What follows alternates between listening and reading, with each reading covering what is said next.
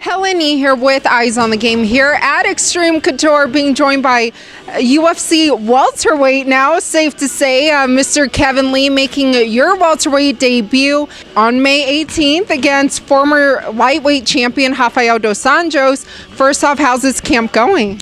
It's going smooth so far. Like I said, it's my first time moving up to welterweight, so it makes it a little bit easier to get through the hard training sessions. If anything, I think it's just going to let me push a little bit harder, push a little bit more, because I get to refuel every day. So far so good. I ain't complaining. But so right now, before you begin the weight cutting process, is your weight about the same as when you were a lightweight, or do you kind of, train a bit heavier? How does that work for you? No, my weight will stay the same. I walk around at about 182, 183 pounds. I'll probably keep that just about the same, even when I'm cutting down to lightweight. Yeah. I'm coming into the fight week about 178 pounds, 177. So I'm going to do the same thing for this one.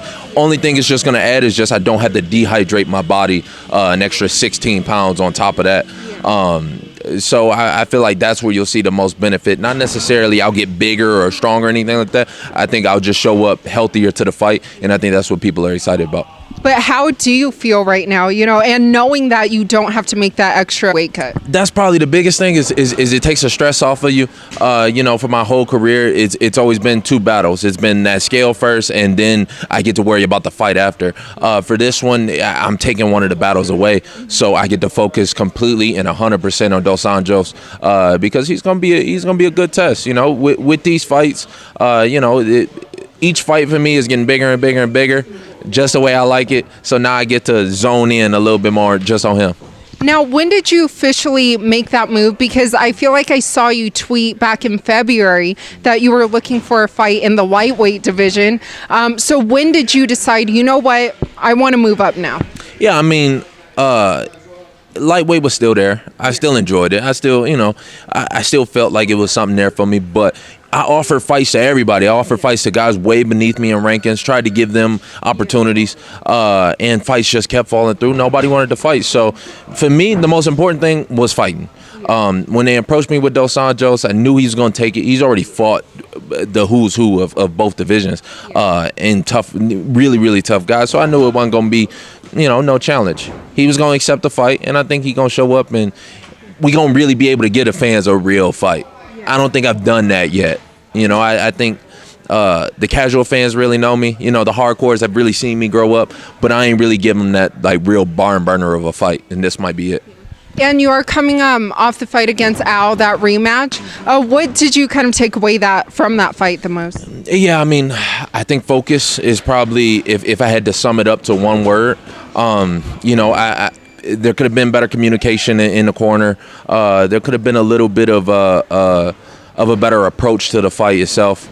But I think focus was the main word that I looked for. I think I went out there just to kind of show something, kind of trying to prove something. And for this one, it ain't gonna be none of that. It's about getting dirty, and it's about getting down to business and going out there and just beating them up. Not trying to do nothing else. Not trying not to get hit. Not trying to just win the rounds and get through it. And not trying to show nobody nothing. I'm gonna go out there and I'm gonna beat them up. Now, when you say prove something, do you think that in that fight you were fighting more emotional or going to game plan, or none of that was in effect? It was after the first 3 rounds. Al's a tough guy. I knew that going into it. I thought the first round was solid, and then the next 2 were obvious. So, I adjusted myself, and, I haven't really had too many close fights like that in my career. So this is just, it's one of those learning experiences and stuff that you grow from.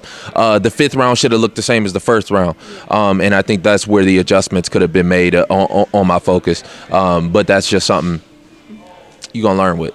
Do you still think that you won 3 rounds? Yeah, I ain't gonna lie to you. I do, but at the end of the day, it is what it is, and I know, especially with these MMA judges, you don't necessarily know what they're looking for all the time, and I think but only thing I can do is just focus on what I can do, and that's what it's going to be from here on out. Yeah, and for a chance to make a statement in the welterweight division against a former champion, RDA, how do you think that you guys stack up? Yeah, I mean, that's one of the things that excite me about this fight is so much movement right now at welterweight. Welterweight kind of taking over for lightweight a little bit. It's getting big. You got a lot of top flight guys, especially with Usman beating out Woodley the way that he did. I might have to switch my focus a little bit. RDA, he's ranked number 3 right now. Once I beat him, I'm up there with them.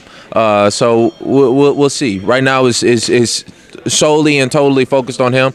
And then May 19th, we can have that conversation. And what about some guys who have moved up from lightweight to welterweight? Most recently, I believe Anthony Pettis, right, beat Stephen Thompson. And then even, I know someone you've beaten before, Michael Chiesa, the win over Carlos Condit. So was there something that you could take away from watching those guys move up in weight? Yeah, it's definitely something to it, and it's definitely along with the evolution of the sport. I think the sport is still so young, it's still growing so fast that we're starting to figure certain things out. And like you said, you see so many guys. Jorge Masvidal did the same thing against Darren Till. Pettis and all these guys that are moving up and being more durable, being faster, and still being just as strong. So I don't know. It's part of the growth of the sport. So I think that's where it's gonna go. And so I'm not one stuck in my ways. I'm a grow along with it. Might make for a better fight. Moving up in weight, though, have you started sparring Francis? You were telling me, right? Yeah. I got to move around with him. I'm trying not to eye him right now. He's looking at you. Fella. Yeah, it's a big fella. Nah, I'm moving up. I ain't moving all the way up. I ain't say I'm ready for all that yet. Yeah, but has he always kind of helped you, or have you guys always trained together like that? Not overly too much. Just that's just the way it is. Like respects like. So I think that's more so what it is than anything. And there are little tips and tricks, and he's a big guy, but he can find your chin, and I kind of noticed that from him. But have you taken him down? I tried. I ain't even gonna lie to you. I tried, but it's a big dude. It's a big dude. Yes, and I mean we'll be talking to Francis shortly. But lastly, I do want to ask you, because last time that we spoke, you said you really wanted the Khabib fight. Obviously, we kind of know what happened with that. So I just have to get your thoughts on him and Conor and that situation. Yeah, I mean that situation. The whole thing is sad, and it's really it's stalemated the whole division. It was a big factor in me going up to 170, and we'll see how the whole thing plays out after. The whole Conor thing is kind of laughable to me. It kind of has been for a little bit now. It's like you make $100 million and you still, I don't get it, but that's their journey. That's that man's life. So I'm gonna let them do them, and then I'm just gonna do me. Khabib, that fight still probably, there's certain guys that I feel like, we lock eyes and we just kind of know, without saying, one day it's just going to happen. It's going to happen with me and Conor. It's going to happen with me and Khabib. But, if I got to switch my focus, and who knows, it might be me and Usman. What do you think about Usman's win over Woodley? It was incredible. And Usman is somebody I have a lot of respect for. And even now, still, even if we're competitors, but I give him a lot of respect, especially for the way that he went out there and handled Woodley the way he did. Like I said, at the end of the day, we competitors. So if I'm up there, then I'm gonna be up there, and I'm gonna have to show a little bit something different. It's something that I might get excited for. You never know. I'm right now is 100% on RDA, and him beating RDA the way that he did. I'm gonna steal a little bit of tips and tricks from him, and we'll see. Yeah. And then when you mention Khabib and Conor, that would still happen. So you're saying you're not going to be at 170 forever, right? You're willing to go back to 155?